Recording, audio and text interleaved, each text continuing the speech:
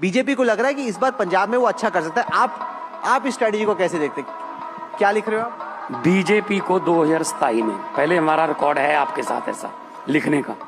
लाओ एक कैमरा लाओ भाई, कैमरा कहीं, कैमरा लाओ। आप कह रहे हो कि बीजेपी को 2027 में 1 से 2 सीट, वो भी पठानकोट साइड, साइन भी कर दिए। कांग्रेस का लिख दूं? कांग्रेस का भी लिखो। कितनी दे रहे हो तुसी कांग्रेस को? सिंगल फिगर ठीक ठीक लगा लियो थोड़ा जा। मैं करता हूं 1 to 9। 1 to 9 कांग्रेस को।